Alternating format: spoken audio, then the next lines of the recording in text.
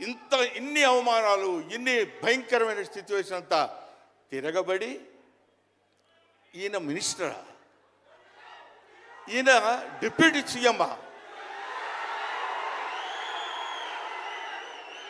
ఇది ఆయన గొప్పతనం కాదు. This is also destiny. ఇదంతా ఆయన నమ్ముకున్నటువంటి పరమేశ్వరుడు లిఖించినటువంటి ఒక అద్భుతమైనటువంటి సిచ్యువేషన్ అయింది. అందువల్ల పవన్ కళ్యాణ్ గారు బతుకు మీది, చావు మీది, బతుకంతా దేశానిది. అంతే, పుట్టుక మీది, చావు మీది, ఈ రెండే మీవి. అలాగా తన ఎందుకండి ఆయనకి మేము ఎన్నోసార్లు చెప్పాం. మమ్మల్ని మామూలుగా, నేను పెద్దవాడిని కాబట్టి డైరెక్ట్గా తిట్టలేక చిన్న మందలింపించినది. ఎందుకంటే మనకి ఆ రాజకీయాలన్నీ ఎందుకండి? నో, ఎప్పుడైతే మూర్ఖత్వం అనే పదం మనం వాడతాం, కానీ మూర్ఖత్వానికి ఇంకో పదం ఏంటంటే పట్టుదల. పట్టుదల ఉంటే ఏదైనా చేయగలం. నువ్వు నా దగ్గరికి రావద్దు సుమా, వెళ్ళు. పట్టుదల ఉంటే మనం ఏమైనా చేయగలం అని చెప్పడానికి మహానుభావులు ఎంతో మంది పట్టుదలతో పెరిగారు, పుట్టారు, పెరిగారు. ఒక లాల్ బహదూర్ శాస్త్రి పట్టుదల, ఎడం చేత్తో కుడి చేత్తో పుస్తకాలు పట్టుకొని ఎడని చేత్తో గంగానది ఈదుకుంటూ వెళ్ళి చదువుకున్నటువంటి దాదాసాహెబ్ ఫాల్కే అంబేద్కర్,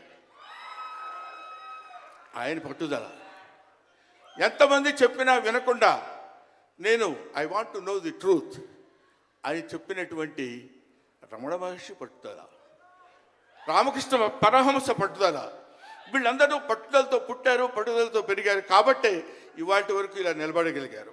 ఇప్పుడు నేను చెప్పేది, రేపొద్దున ఆయన ఎంత గొప్పవాడు అవుతాడనేది మనం నిర్ణయించలేము, మన చేతుల్లో లేదు. ఇవాళకి ఈ స్టేజ్కి వస్తాడని మనం అనుకోలేదు. ఇక తర్వాత ఏ శిఖరాలను ఆయన అధిరోహించబోతున్నాడో అది ఆయన చేతుల్లో లేదు, మన చేతుల్లో లేదు. సకల సృష్టి స్థితి రేఖాడైన భగవంతుడి చేతుల్లో ఉంది.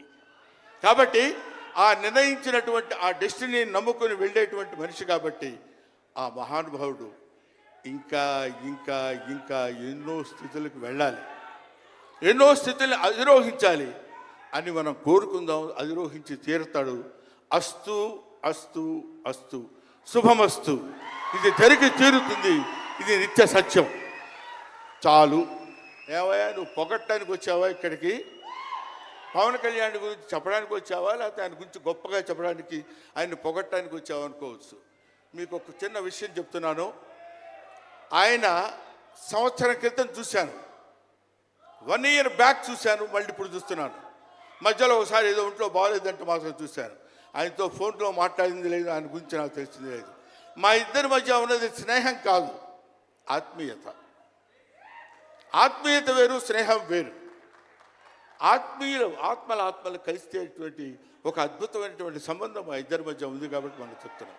సరే, ఇక నీ సోది ఇది ఆపబోయా. చెప్పు హరిహర వీరమల్లు గురించి.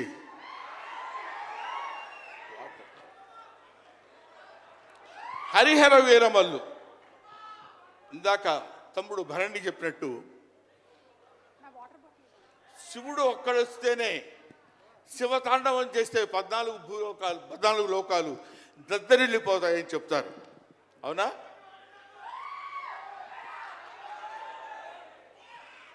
శివుడు త్రిశూలం పట్టుకుని తాండవం చేస్తే గడగడ గడగడగడ భూలోకం అంతా ఉణికిపోతుంది. అటువంటి శివుడు వస్తున్నాడు. విష్ణుమూర్తి సుదర్శనాన్ని వదిలితే ఎంతోమంది శిశుపాలు నుండి సంహరించగలిగిన శక్తి ఉంది అతనికి. ఒకడు హరుడు, ఒకడు హరి. విష్ణుమూర్తి, శివుడు వీళ్ళిద్దరూ కలిసి వస్తున్నాడు. హరిహర వీరమల్లు పేరుతో వచ్చినటువంటి హరిహర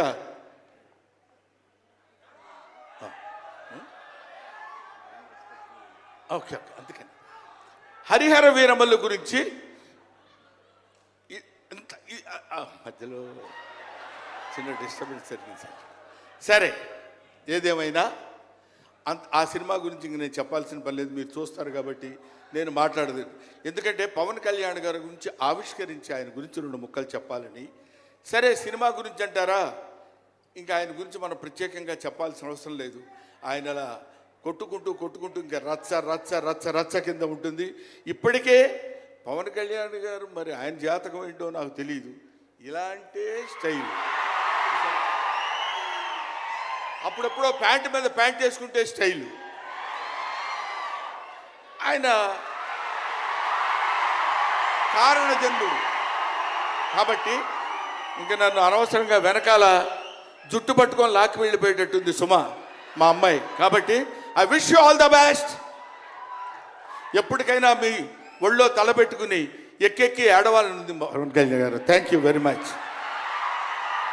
మిమ్మల్ని ఇద్దరిని చూస్తే మాకు స్వామి నదికి పోలేదా సీన్ గుర్తొస్తుంది. Thank you so much Brahmanandam గారు. మనకి టైం రెస్ట్రిక్షన్స్ ఉన్నాయి కాబట్టి ఆ టైంలో క్రమశిక్షణ పాలించాలనేదే మా కోరిక.